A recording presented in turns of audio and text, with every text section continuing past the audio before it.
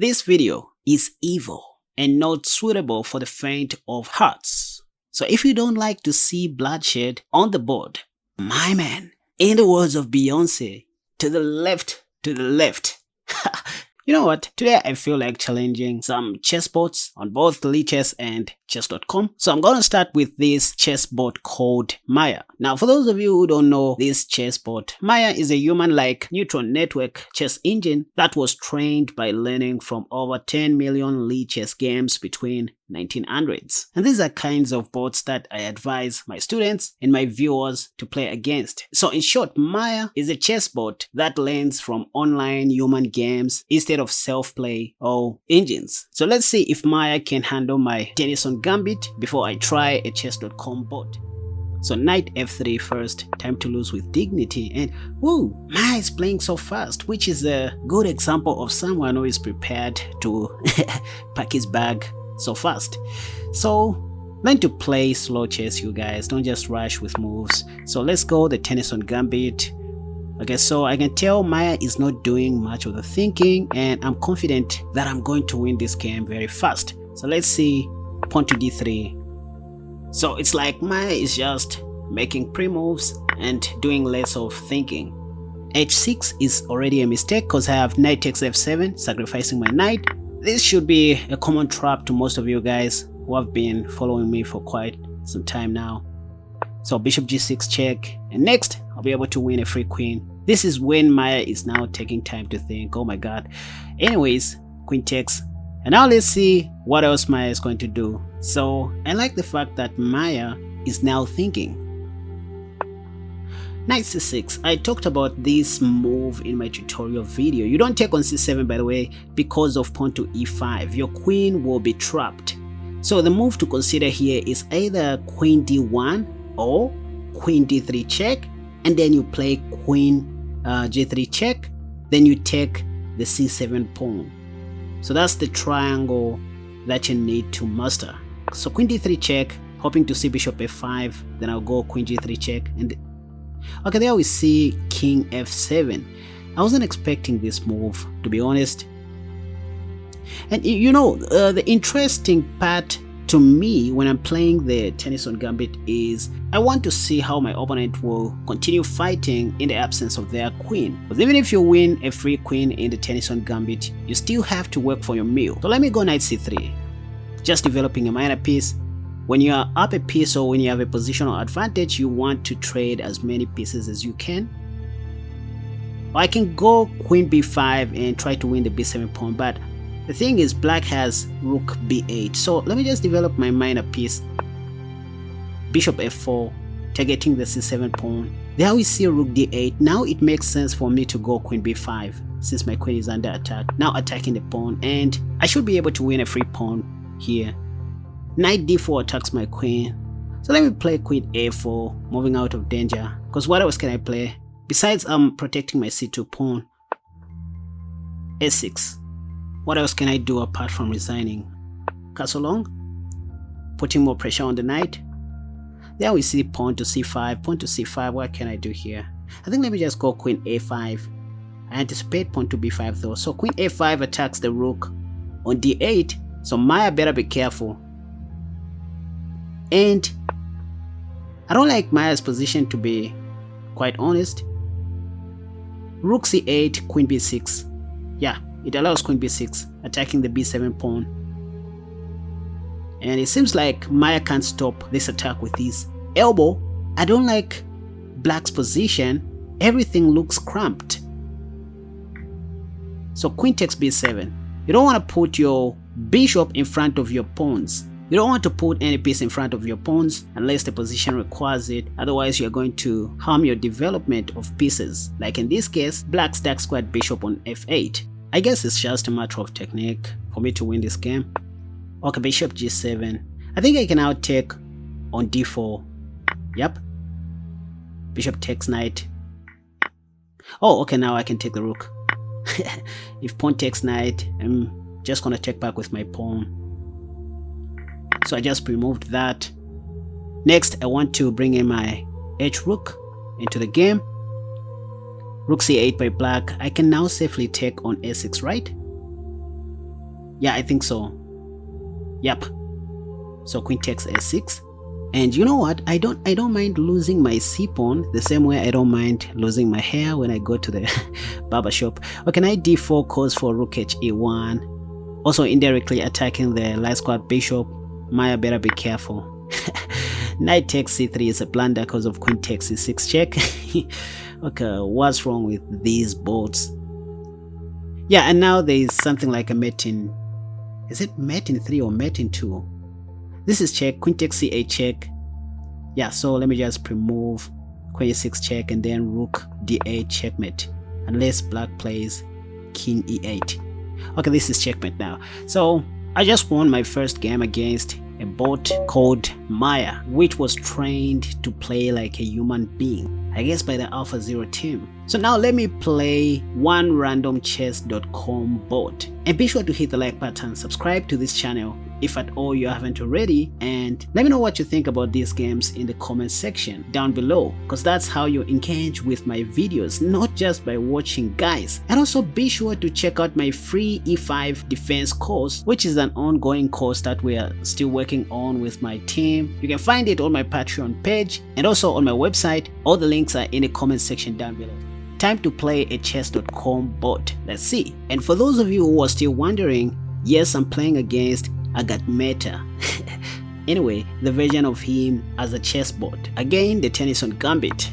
As always, there we see pawn to d5. So the move is pawn to e4. What is Agat Meta saying, for God's sake? Look at that bot. Anyways, knight g5, counter-attacking the pawn. And now we see a strange move, queen d5. Most of my opponents don't play this move. By this time, my opponents play knight to f6. Protecting their pawn on e4. Oh, I get it. Queen d5 attacks my knight, so pawn to d3, paving way for my dark squared bishop, protecting my knight, and there we see knight to f6. I think now I can develop my queen's knight on c3, so that in case of pawn to h6 by black, I can take on e4 with one of my knights. Besides, I was waiting for pawn takes, after which I was going to take with my light squared bishop. So knight c3 attacking the queen. There we see queen d7, a very passive move, standing in front of the light squared bishop. I think a more matured move was going to be queen d8. Anyways, bishop f4, putting my bishop on the most active square. Okay, pawn to e4 is a free pawn, right? I don't see any meaningful continuation after that pawn sack. Maybe queen f5 was playable, but I was just going to take the knight on f6. Yep. So let me just take the pawn on e3. After queen f5, I have bishop takes f6. Okay, knight c6 attacking my bishop. Let me just take on f6, messing up black's pawn structure on the king side. Right. And then knight ge4. Yep. I want to take on f6 and win the queen. So bishop e7. Bishop e7 stops knight f6 check to win the queen. What can I do here? I think... Okay, I want to play bishop c4, but the only way I can achieve this is by, first of all, playing pawn to d4, paving way for my light squared bishop, and then I have queen h5 after bishop c4. So pawn to d4 makes a lot of sense. f5, I didn't see this coming. Anyways, but I guess I can just go knight g3. Yeah, I think knight g3, counter-attacking the pawn, and then going knight h5 later on. So this is how you make plans, you guys. Learn to make plans ahead of time. Knight g3, next knight h5, and knight g7 check. Yeah, so f4, knight h5.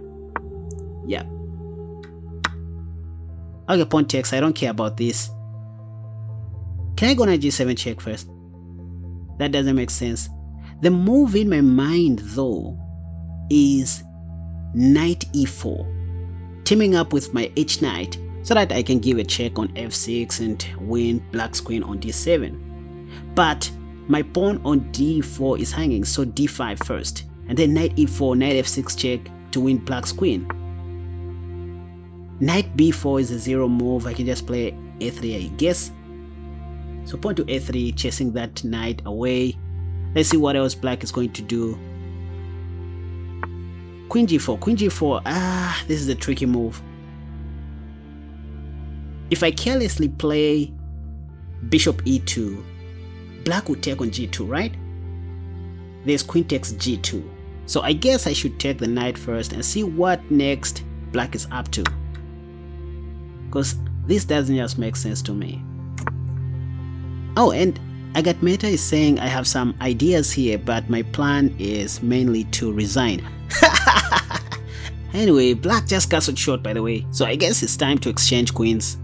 Yep, when you're up a piece or when you have a positional advantage, you should start exchanging pieces and not pawns.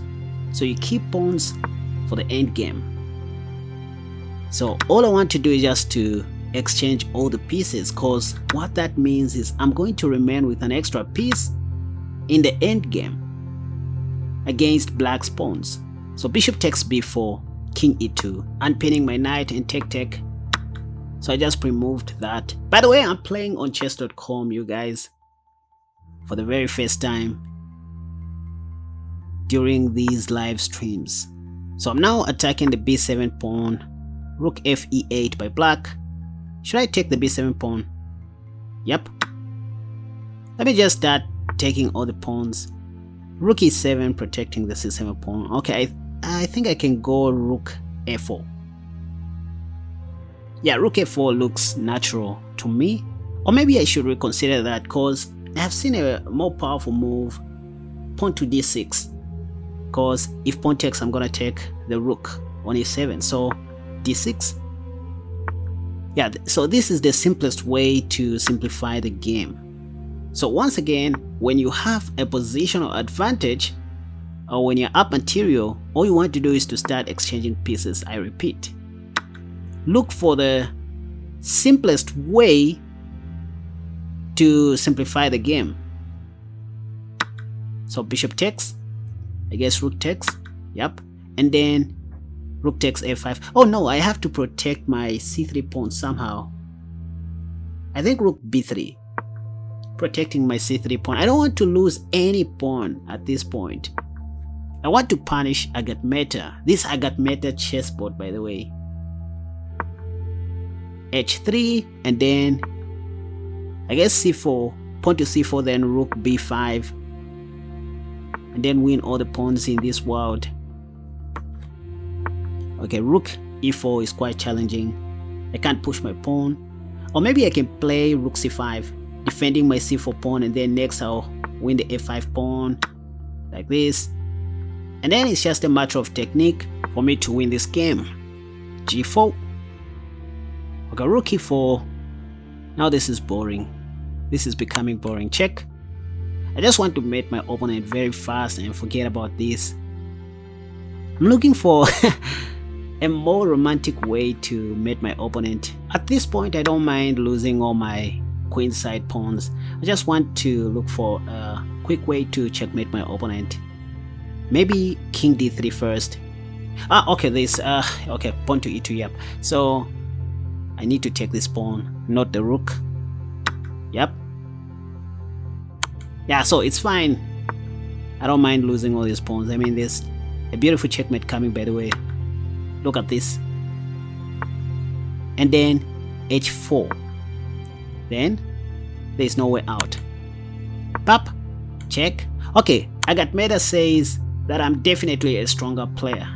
Thank you for being too kind, you chessbot. By the way, this is not the real Agatmeta, just for disclosure. This is just a chessbot, you know, programmed to play like Agatmeta. Anyway, and that was a cool win.